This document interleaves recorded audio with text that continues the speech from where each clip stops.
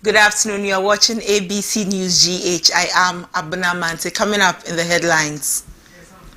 A study has revealed high interest in the 2024 general election with 87% expected turnout, surpassing the 78.89% in the 2020 polls.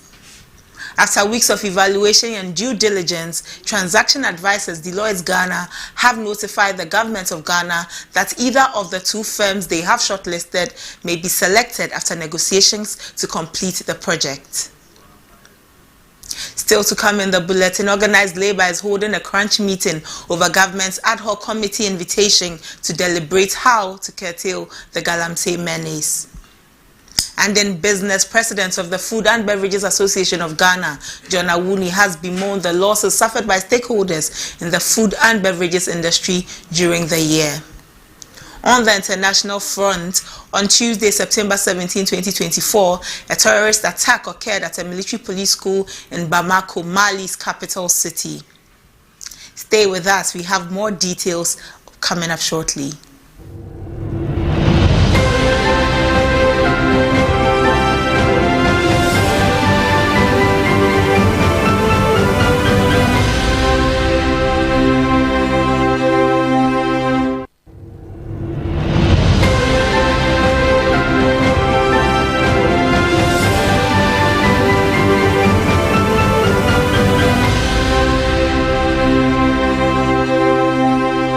Thank you for staying with us. We are live on YouTube, ABC News GH. Now into our first story. A study has revealed high interest in the 2024 general elections, with 87% expected turnout, surpassing the 78.89% in the 2020 polls, with the two major political parties, the NPP and NDC, crisscrossing the country and battling for votes. Such high turnout is expected to have a considerable impact on the fortunes of the two parties, especially if they can galvanize their base and also attract floating voters. The study further revealed that both the NPP and NDC were at par in the presidential race, with 46.3% of the voters surveyed saying they would vote for the NPP, with the same percentage sticking with the NDC. Former President John Dramani Mahama, the flag bearer of the NDC, was seen as currently more visible in the constituencies, but the study identified the NPP's Vice President Mamadou Bawumia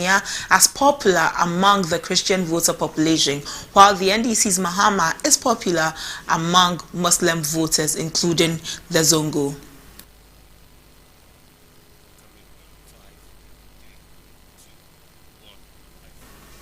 The protest organized by the NDC escalated into violence when tensions flared between the demonstrators and the police. While the exact cause of the confrontation remains unclear, one protester sustained injuries and was rushed to the hospital for treatment. In the heat of the moment, some protesters attempted to attack a police officer who sought refuge in a nearby house. Another officer was also injured after being assaulted by protesters. The situation remains tense, with authorities working to restore order in the area. This occurred after the agitated crowd was prevented from joining the NDC executives as they entered the regional office to present their petition to the Ashanti Regional EC boss as part of the Enough is Enough protest. The situation escalated into a scuffle, resulting in the breaking of barricades and the shattering of office glass doors. A policewoman is said to have been injured in the process, and another was arrested amid the sounds of gunshots. He has denied shooting into the crowd. Let's take a look at the video from Kumasi during the NDC's Enough is Enough demonstration.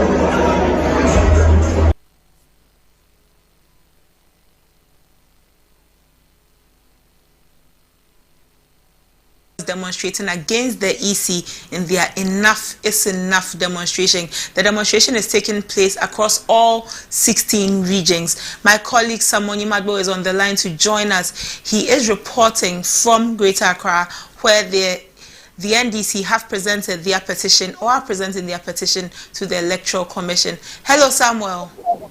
Hello. Good afternoon, Sammy.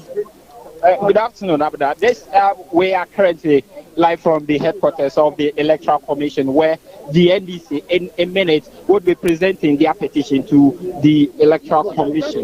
The Commissioner Samuel Tetteh is here to receive the commission. In a jiffy, I would give our viewers the NDC, what will entail the petition they'll be submitting to the EC. We know that earlier they presented a petition to the leadership of Parliament, where the minority and majority leader received their petition. And even the minority leader said that they'll be considering an emergency sitting to address the issues that the NDC have presented to them, to Parliament. The majority leader also, when receiving the petition, also alluded that they may have to consider another emergency sitting to deliberate on the issues that the NDC is putting forth. So we are currently at the Electoral Commission. Abna, if you give me a few minutes, the chairman of the NDC would be presenting the petition to the Electoral Commission. Samuel Tetteh is here to receive it. We have in attendance the General Secretary of the party as well, Fifi Kwete. We have Ediji Tamaklu, all are here. I can also see the minority leader of Parliament for the minority side, Kesel, at present. So let me. Sammy, in a minute, before you move on, I want to ask. Happening at the Electoral Commission here, we know that the NDC are demonstrating to get the EC to conduct a forensic audit of the voter register. They said they have identified at least 5 discrepancies with the voter register, and because of that, they are demanding that the EC conduct a forensic audit. That is what the EC is also saying. that per what they have also identified, they have almost resolved the issues, for which reason they don't see a forensic. Sammy, while you give us the background, just to catch you before you continue. Hello, Sammy. I think they won't solve the issues with the voter register, but the NDC have been adamant. They have been they haven't relented. They said they will also go and demonstrate. And as we have seen today, earlier around 10 a.m. thereabout, we started the demonstration from the Obra Sport at Circle all the way to Parliament House. And now we are at the headquarters of the Electoral Commission. And as I mentioned, the chairman of the party is about to present the petition to the Electoral Commission. So in a minute, everything will start, and our viewers will be getting everything that will happen here. Let me try and see if I can get some of the NDC. While you try to get them, let me ask you. Executive. Sammy, let me ask you, have you witnessed any chaos? Reports coming from Kumasi suggests that there have been some chaos that has erupted in the Ashanti region as part of the demonstration. Is it the same in Accra? To join us have this discussion, sir. You are welcome to ABC News Ghana, sir. Thank you very much. I know that your chairman will be presenting the petition in a minute, the national chairman. But what would entail the petition that the NDC is presenting to the EC? Would it be the same issues as we saw you presented to Parliament? The same thing, same copy signed by the national chairman to the Parliament of the Republic of Ghana and also the Electoral Commission. It's the same thing, nothing different. The 7 points that we highlighted. So you have 7 points that you'll be presenting to the EC. Yeah. Let's ask, in case that the EC still not address these issues beyond this demonstration, what will the NDC be doing? We'll apply to the police again for another demonstration. The police will also reply and approve it, and we'll demonstrate. We'll do continuous demonstration till the EC listens to us. Parliament has also assured us that they are also going to reconvene quickly to look into the matter. So we know that very soon the matter will be looked into. But the issues that you have identified, 7 pointers, some the EC said they have also identified them and they have actually resolved most of them. So they say that the forensic audit that you are asking is not a necessary thing at this moment. In your own statement, you said EC said they addressed most of them, but not all of them. Yes. So we are saying that EC should have the time to address and resolve all the issues and not most of them. In time past, when Salazar was commissioner, you remember that such matters are being handled by STL or STC. They were an independent body that they were looking into this and to do this audit and all those things. So this is what we're calling for an independent audit. The argument is also that in 2016 there were discrepancies with the voter register. NDC didn't see to it that they should conduct it. But what has changed now? If by then the procedure sat down and they do nothing about it, maybe the EC was right. That's why they didn't call for any demonstration only for research audit. But for us now, we think that EC has included it fair, and these are the 7 points that we are calling for. All right, thank you, sir. That is the Greater Accra Regional Chairman of the National Democratic Congress, who has just been elaborating more on what the NDC demonstration is all about and the petition. As I've mentioned, in a minute time, the discussion would start. The chairman of the party has started. Let me get you the feed. Let me get you the feed. Hello, Samuel. Of what is happening here. Hello, Samuel. Okay, so that's our colleague Samuel Nimagbo reporting from the EC's headquarters, where the NDC is yet to present their petition to the EC. We came across an intel where the NDC told its members to be wary of some persons, some unscrupulous persons who may join the demonstration under the guise of being NDC members and disrupt the demonstration, causing some scuffles between the police. They highlighted certain areas that were prone areas. They highlighted the Ashanti region, the Greater Accra region, the Western North region, the Northeast region. Today we have received reports that it happened in the Ashanti region where there was some scuffle between the NDC supporters and the police. And we saw in an earlier video that the glass door leading to the EC office in the Ashanti region had been shattered. So we want to see if indeed this is not organic. This is something that has been engineered by some persons who are not NDC members but joined the demonstration just to cause the disruptions. And we'll look at this again. Wanted to find out from our colleague if same happened in the Greater Accra region, but we have lost him. If we establish contact with him, we will talk to him about that.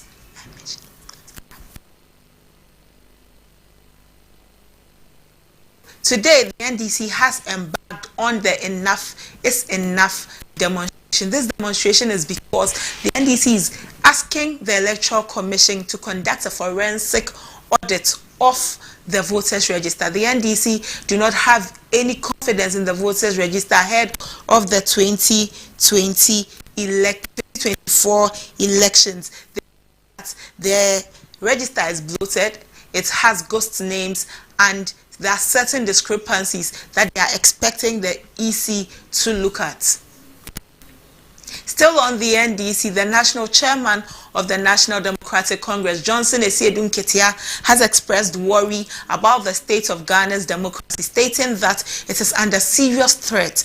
Addressing the large crowd during the party's Enough is Enough demo today, he expressed hope that the NDC would rescue Ghana's democracy while urging the electorate to support the party to win the pending elections. The former General Secretary of the NDC also stated that democracy lies with the commitment of citizens who are willing to defend their rights. The masses must rise. The masses must rise and then demand their right. Because you see, you cannot build a democracy in a country where you have docile citizens who are reduced to bystanders and watching. We cannot be spectators. So we must actively participate in the way things are shaped up in between elections.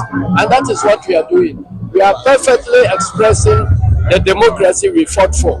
And I have given the warning to the youth of this country that those who want peace must prepare for war. If you are not ready to neutralize those people who are undermining the democracy, you will end up in a war where you, the youth, will have no option. You will be conscripted by force to go and fight and die. We don't want to get there. That is why we are removing the elements that could create that destabilization. You see what is happening in Ukraine. If you are a youth in Ukraine now, whether you like it or not, if you are able-bodied, you are arrested and conscripted by force, given weapons to go and fight and die. We don't want to expose Ghanaian youth in that way. That is why, in a peaceful way, we must demand that those who are leading us into temptation must give way. And that is what this thing is about. We say that, look, you have been given work to do as Electoral Commission. The constitution that you claim gives you independence to act. It is the framework that is given by the people to regulate the power they are giving to you. So if you want to declare yourself independent of the constitution that regulates your conduct, then you are on your own. You are not working for the masses. And so the masses must let you know that you are put there to perform a function, and you are ultimately responsible and answerable to the masses.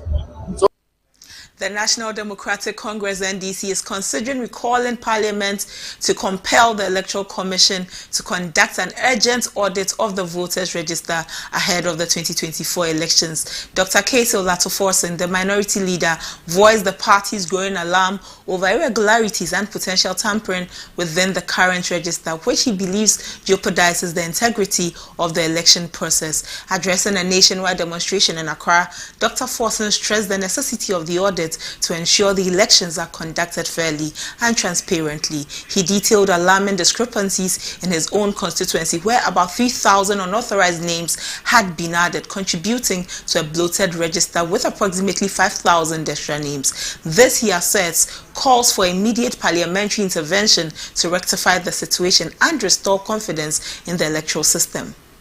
So today, what you are saying today is just the first step. We will undertake series of activities, including a possible recall of Parliament, for us to compel the Electoral Commissioner to do what is required. Honestly, I've not evaluated all what they are saying. So it's for me to evaluate all what they are saying, for me to agree or disagree with them. At this moment, we are carrying on a peaceful demonstration. So Private legal practitioner Martin Kpebu has criticized the Electoral Commissioner of Ghana, Jean Mensa, over what he terms nepotism and being biased towards the ruling government. The legal practitioner alleged that her appointment as the EC chair is questionable and isn't surprised that the EC chair makes questionable decisions. Speaking on ABC in the morning, Mr. Kpebu reiterated that the EC chair hasn't done much to be trusted ahead of the 2024 general elections. This comes at the back of calls from the opposition NDC requesting an external audit of the provisional voters register, stating there are a lot of discrepancies, including bloating of the electoral roll in some of the polling stations, which is said formed part of the EC's attempts to rig the December 7 polls to favor the governing New Patriotic Party. Jean Mensa has not done much to get much trust in her, because you see, it's even how she came into the office. I don't know what Jean Mensa knows to be capable of being an EC chairperson. I don't know. Absolutely, I did it from day one. If you check, right from the time she was nominated, it looked like a joke, because Jean Mensa hasn't achieved much in life. You say, yes, she's a lawyer. You go and check. What did she do as a lawyer? I said it from day one. It's because she's related to Rebecca Akufo-Addo. It's a fair comment. Today, if you Google my name, Martin Kpebu, if you want to see what I've done, if you Google, you will see. You can read. The same way, if you want to see what Jean Mensa is done, you check. As I say, in my estimation, she hadn't earned that position on merit. That's my point. He further stressed that the call for a forensic audit into the voter register isn't a difficult task, as the electoral commissioners make it seem to Ghanaians.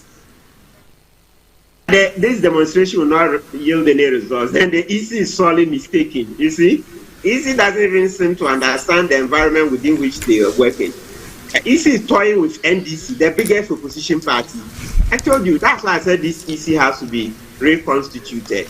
Will not yield any results. It's already yielding results.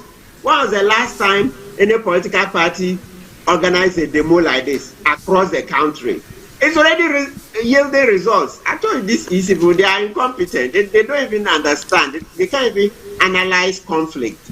NDC is on the streets in the whole country, and you're saying it's not yielding any results. It's already showing that this EC are a bunch of incompetents. They don't know jack.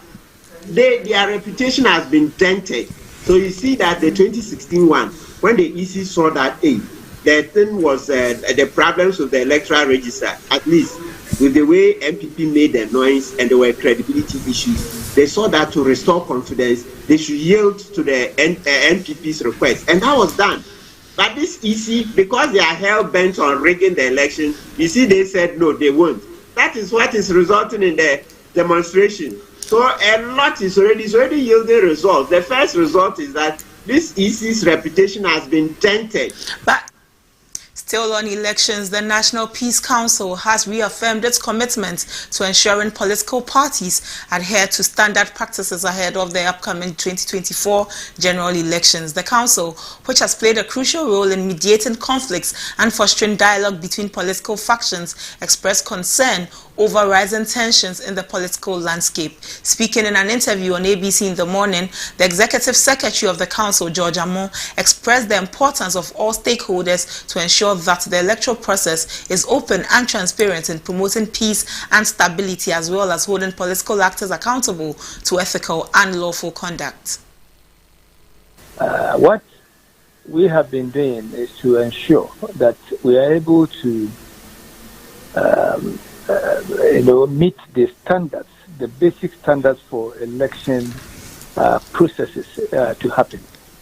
And that is where the focus should be for all of us in stakeholders in the election cycle.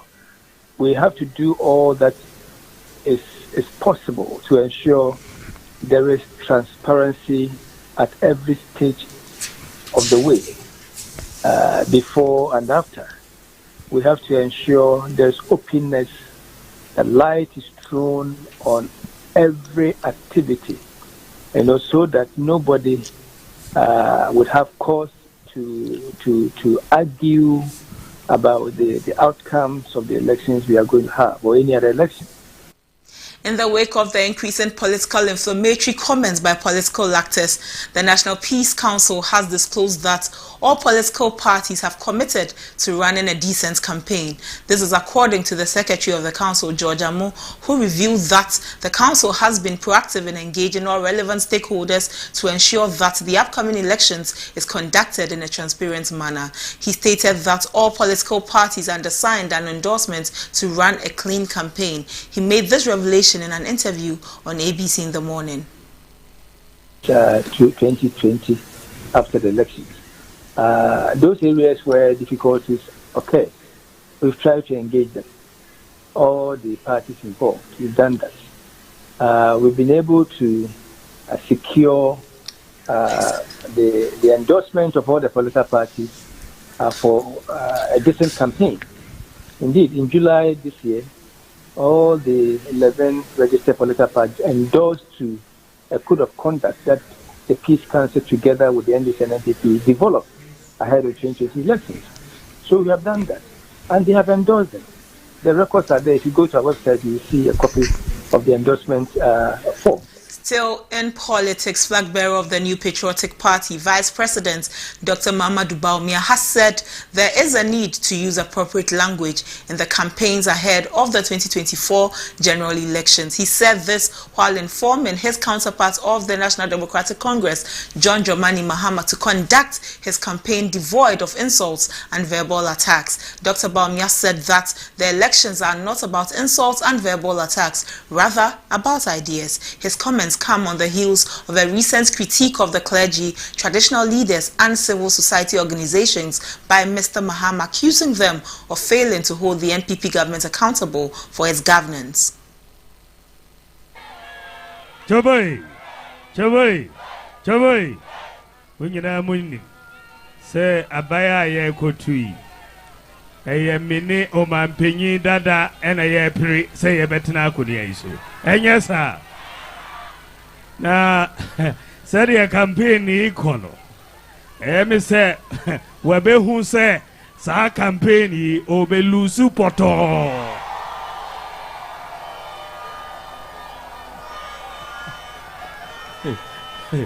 Enti bibi kakra na ni buefu. Na te say ene wako didi osofu on tem. We didi ahimfo tem. Well, we imams and them, well, did he see CSOs for and them, or say, Omoye hypocrites? What way be that? Saka saying, Oman Penny Dada, Stimikasa. Say, I am full. Imams or software, CSOs, Omoye hypocrites. What way be that? Now saying so, did the Electoral Commission at him? And then so I say, MPP government, a foolish government. Hey, what you way be that? Where a casa be free, Oman Penyin that in enum. We must have limited at least some standards of decency in the language we speak as politicians. Election year, Enye ntem didie. It's about ideas. Only ideas are then you insult people. But who ideas are you present your ideas? Yet your bold solutions to problems. We see a foolish government, but we have created more jobs than your government. We have built more roads than your government. We have built more interchanges than your government. We have built more bridges than your government. We have built more factories than your government. We have built more schools. Flag bearer of the National Democratic Congress, John Dramani Mahama, has told his opponents in the New Patriotic Party, Dr. Mahamudu Bawumia, that he has not insulted anybody by saying there is hypocrisy in Ghana. Mr. Mahama says that he stated the obvious truth that there is hypocrisy in Ghana. When you have done such harm to this country and you go and they praise you, is it not hypocrisy, he asked? When you have done harm to this country and you go and a priest is praising you, is it not hypocrisy? When you have done harm to this economy and you go and the fetish priest is pouring schnapps on gods and praising you, is it not hypocrisy? If I say that, have I insulted you? I haven't insulted anybody, he told the gathering at Shai Osudoku as part of his campaign.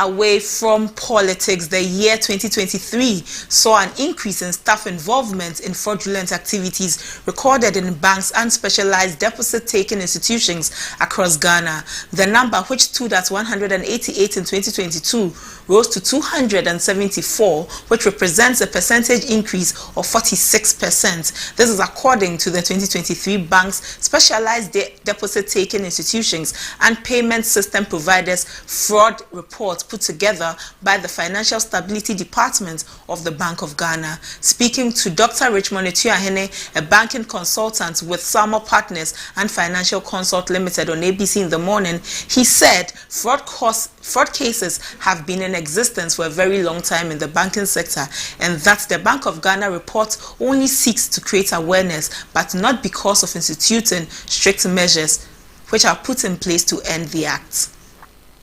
But the good thing is that this thing has been on ever since I even joined the bank in the 1840 thereabout. We always have these issues that people, staff, collusion, individuals, and some people have been doing this for very good, for bad reasons, as you use the good book. And the Bank of Ghana has tried all the time to make sure that it creates the awareness for Ghanaians to know that. Although it's an institution, but don't forget, any institution with human link. And I just heard your conversation, somebody in a church who has been entrusted to be man of integrity, he goes into the church and he steals money. And you can think, if you play into the open world, into the financial system, that is the real thing that you're saying. It is all over the place. The Bank of Ghana is trying to highlight it to us so that those of us who should be aware, awareness is very, very important so that you can keep your documents, your ATMs, your PIN numbers, your SIM card. You always have to protect them because the evil one is always parading around, even in the industry. In the financial sector. Dr. Richmond Etuahene further raised alarm over the erosion of confidence in the financial sector. Dr. Etuahene emphasized the critical nature of this issue, stating the first thing that is worrying is the loss of confidence level in the industry, which can affect the system. He warned that such incidents could deter potential customers from engaging with the banking sector, stressing that many would remain unbanked without mobile networks. He further called for a review of the procedures used in employing workers into the sector, stressing that short-term contracts and unfavorable conditions must be revisited. The first thing that one would think of is confidence level. Normally when certain things happens like that, it affects the confidence in the financial sector. So for me, the first thing that is worrying is the confidentiality and confidence in the industry, which can affect the system. That is the first thing. Then the second one is us, we want to have increased the unbanked to the banked. You know, we have a large number of unbanked today. If not the mobile network, we will have a lot of unbanked. Once we have this frauding, it also deter people to go into the banked system. So these are the issues that we need to work hard on it and address it. 2 preferred bidders have been shortlisted for final negotiations as government concludes efforts to resume work on the Saglemi housing project. After weeks of evaluation and due diligence, transaction advisors Deloitte Ghana have notified the government of Ghana that either of the 2 firms may be selected after negotiations to complete the project. At least 10 firms initially expressed interest in partnering government to finish the uncompleted project, but 5 submitted bids at the close of the bidding process in July 2024. The Ministry of Works and Housing is expected to select the firm with the most favorable negotiating terms after the process. Housing Minister Kojo Oppong-Nkrumah says the government will remain focused and meticulous in the transaction. The housing project was initiated with a $200 million contract to construct 5,000 affordable housing units. However, by January 2017, only 1,506 units were completed or in various stages of completion, despite $197 million already paid to contractors.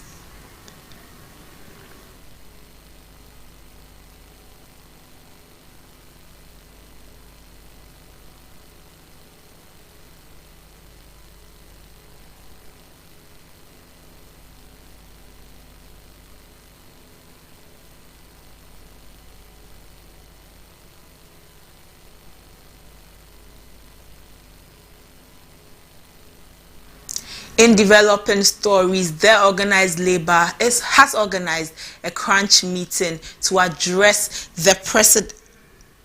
The organized labor has organized a crunch meeting over government's ad hoc committee invitation to deliberate on the Galamsey menace. We'll be bringing you more on this, but we all know the background to this story. Galamsey, the rippling effects of Galamsey, the adverse effects of Galamsey on our lands and on us as a people. So organized labor has gone into a crunch meeting. They are deliberating on issues, and very soon we will have more to report on that.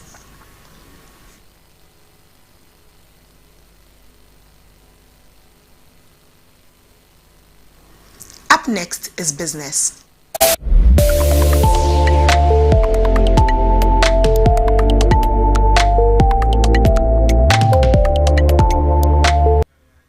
In business, President of the Food and Beverages Association of Ghana, John Awuni, has bemoaned the losses suffered by stakeholders in the food and beverages industry during the year. He attributed the problems faced by the industry to the depreciation of the cedi, which has caused the high pricing of goods at the disadvantage of consumers. He added that FABAG hopes that the exchange rate stabilizes for businesses to recoup their losses. For the business sector, particularly the foods and beverages sector, in the sense that we have experienced tremendous depreciation of the Ghana cedi against the US dollar, of which most of the goods are imported in US currency.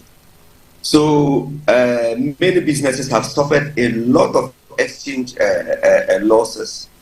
Which has also led to increases in prices of this food stuff, whether you're talking about rice, talking about chicken, talking about drinks, talking about cookies, and then general pastries.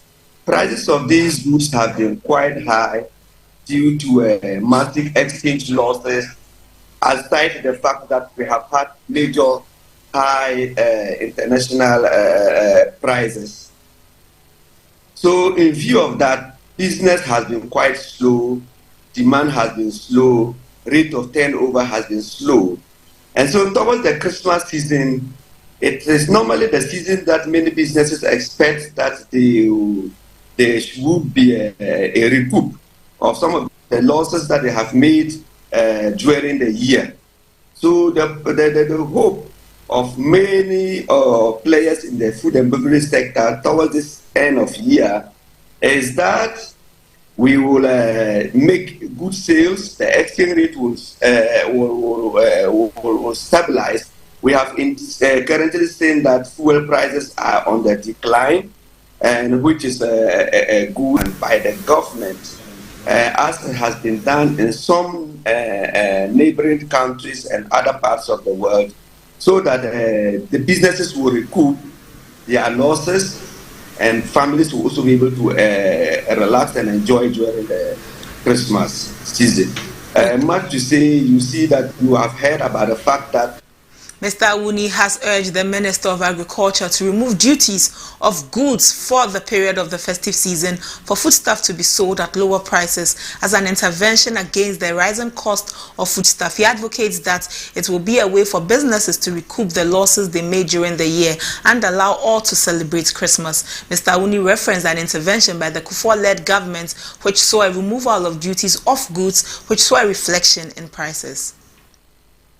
Can recoup their losses is when prices are low and sales can go and high, and the rate of turnover will go higher. So we are saying that let the Minister of Agri remove duties across board. Let every player in the industry bring in the rice, bring in the maize duty free, and ensure that sale do not be re-exported. Yes, they have already taken one leg, as we are all aware that goods in Ghana they should not be exported back. No goods should be exported. Import or warehouse the goods in the warehouses duty free just for the period of the Christmas into the new year. And then afterwards, the government can go back, because at this point in time, we need revenue seriously they need to mobilize revenue seriously for development. But we are talking about lives. We are talking about towards the Christmas and the opportune time. That's all for business. Up next is sports.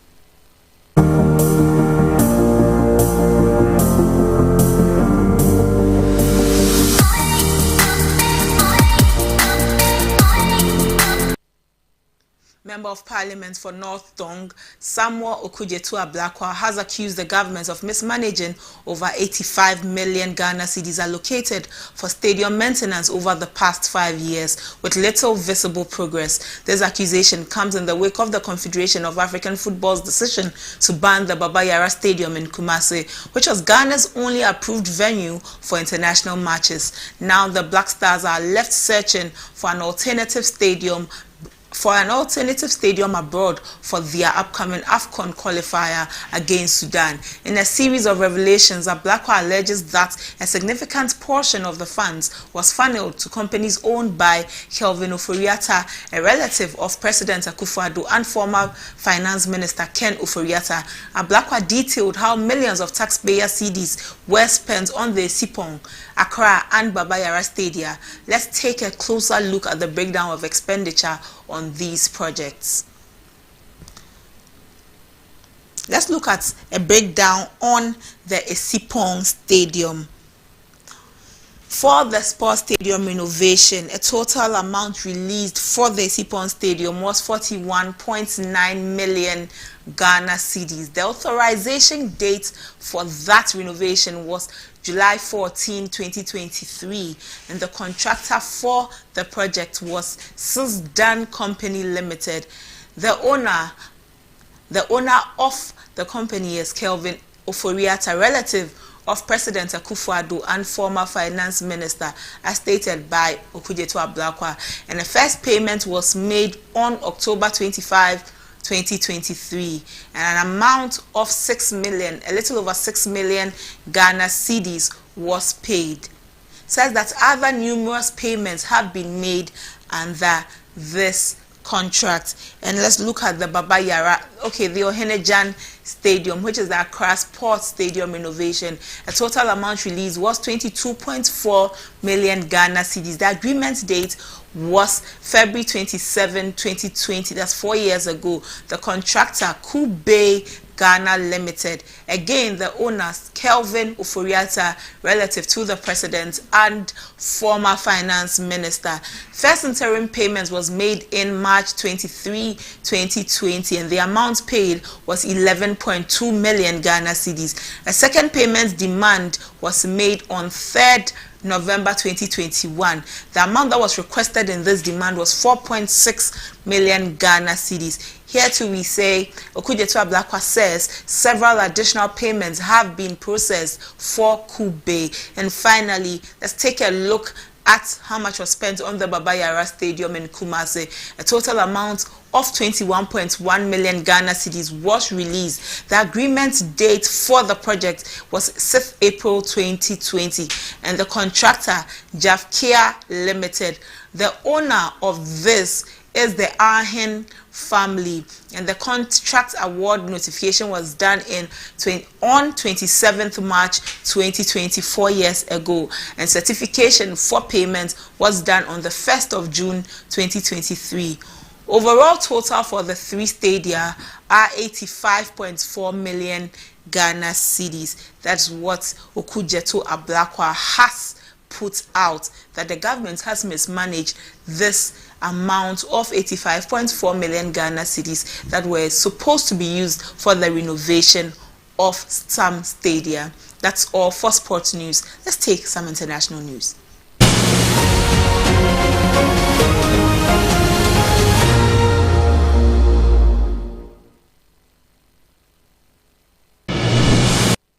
On Tuesday, September 17, 2024, a terrorist attack occurred at a military police school in Bamako, Mali's capital city.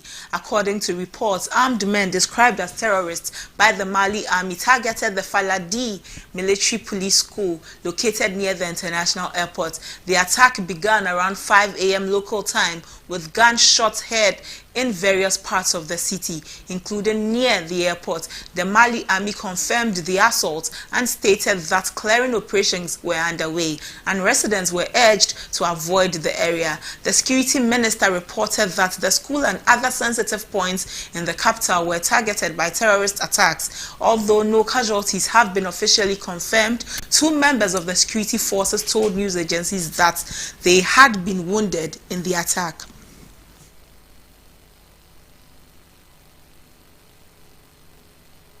Still in business, Zimbabwe has authorized the culling of 200 elephants to help address the country's food crisis caused by its worst drought in decades. Nearly half of the population is at risk of acute hunger, and the elephant meat will be distributed to communities in need. We can confirm that we are planning to cull about 200 elephants across the country.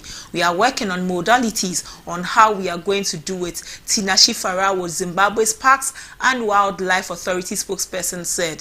The decision, similar to Namibia's recent culling of elephants and other wildlife, has drawn criticism from conservationists. Zimbabwe's elephant population at over 84,000 is double its capacity, leading to human-wildlife conflicts. The government urges that culling will help manage the elephant population and reduce these conflicts. Conservationists warn that using wildlife to combat food insecurity could lead to unsustainable demand for bushmeat.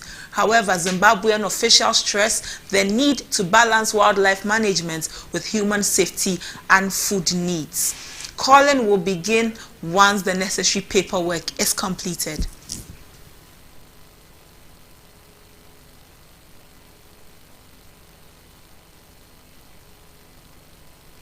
Let's take some entertainment news.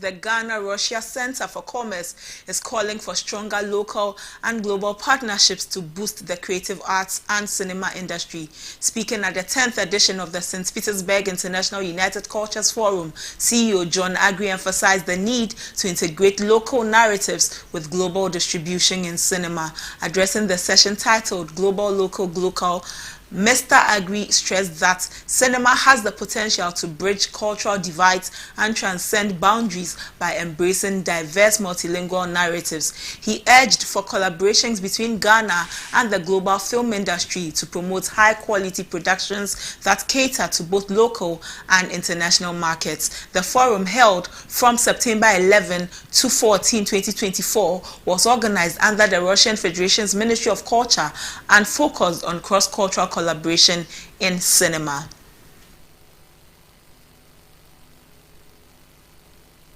This is how we end the news this afternoon. For more news, visit us on www.abcnewsgh.com. Interact with us on social media at abcnewsgh_. My name is Abna Mate. Have a good afternoon.